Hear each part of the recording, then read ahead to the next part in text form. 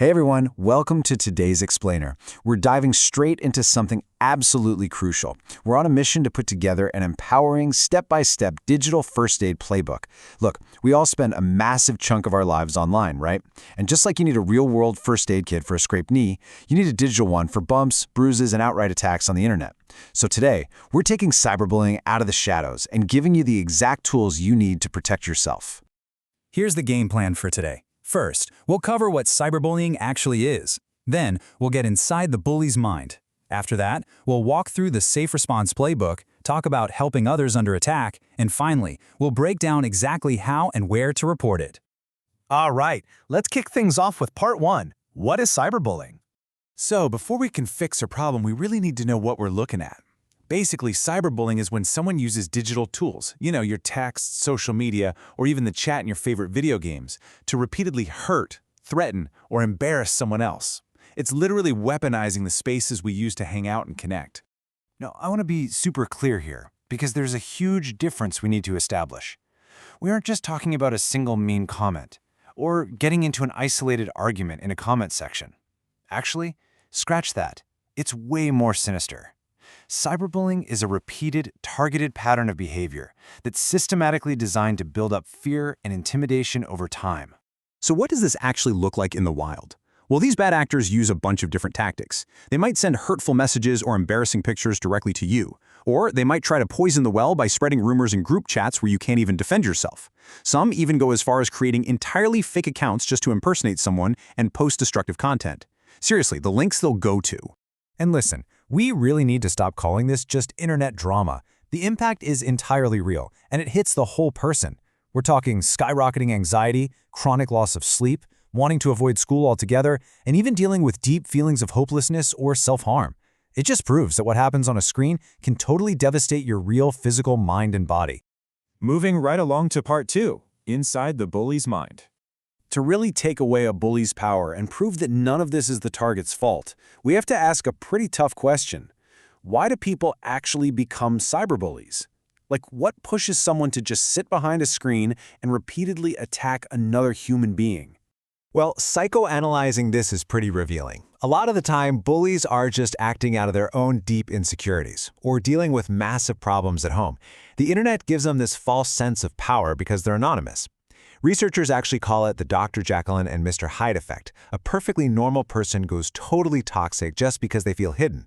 They might be trying to look cool to their peers, or maybe they used to be victims themselves and they're just lashing out. They completely forget there's a breathing human on the other end of the app. Okay, let's shift gears to part 3, the Safe Response Playbook. I want you to mentally screenshot this exact emergency protocol right now. Step 1, stay calm. Do not let them spike your adrenaline. Step 2, document everything by taking screenshots of the messages before they can hit delete. Step 3, block them immediately. Just cut off their access to your digital space. And step 4, tell a trusted adult. Seriously, you never ever have to carry this alone. Now, as a general rule, just don't reply at all. But if you really feel like you absolutely have to say something before hitting that block button, this is literally the only message you should send. Please stop. Do not contact me again. That's it. It's firm, it leaves zero room for debate, and it creates a crystal clear record that you didn't want the contact. Setting that boundary is absolutely crucial, but whatever you do, never retaliate. I know, it is so incredibly tempting to fire back an insult, but arguing gives the bully exactly what they crave: your attention. It escalates the whole situation dangerously, and honestly, it could start dragging you down to their level. You always want to choose your own peace and safety over fighting back. Which brings us to part 4, helping others under attack. So, when we're acting as digital first responders, we need to know who's getting hit the hardest. The data really grounds us in reality here, showing that marginalized groups face way higher rates of bullying. For instance, transgender youth face a staggering 52% rate of cyberbullying, and for bisexual youth, it's 28%. To put that in perspective, that is a massive portion of those communities under fire. And here's the thing you have to understand. Attackers go after these groups because they wrongly assume that victims don't have a support network to back them up. It is absolutely not because these groups are weak. And hey, that is exactly where you come in. You can be that support network. If you see an attack happening, here is your bystander action plan. First, do not share or engage with the hurtful stuff. Refuse to be part of the mob. Second, slide into the target's messages privately so they know they aren't alone and someone sees what's going on. And third, quietly escalate the whole thing to an adult who can safely step in. Finally, let's wrap up with part 5, how and where to report. Using official channels is basically how we neutralize the threat for good, and it totally depends on your environment. If the bullying is spilling over into school, talk to a teacher or a counselor. If it's strictly in an app, just hit that report feature. At home, loop in your parents. And listen, if there are actual physical threats involved, that is an emergency and law enforcement needs to be called. You always have a clear path to safety. Also, do not sleep on the platforms themselves. Literally every major app out there, TikTok, Instagram, Snapchat, Twitch, X, they all have built-in reporting features.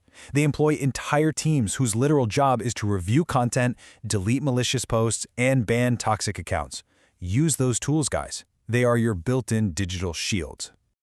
As we finish up this explainer, I really want this idea to stick with you. Sure, social media has the potential to feel isolating sometimes, but it also gives us a ton of power. When you choose empathy, when you report the bad actors, and when you actively back up the victims, you're repairing the damage these bullies cause. Your choices genuinely matter, and they actively protect our online communities.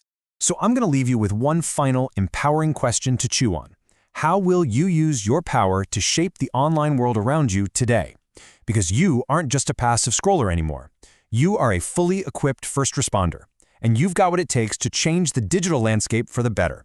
Thanks so much for joining me for this explainer. Stay safe, stay kind, and I'll catch you next time.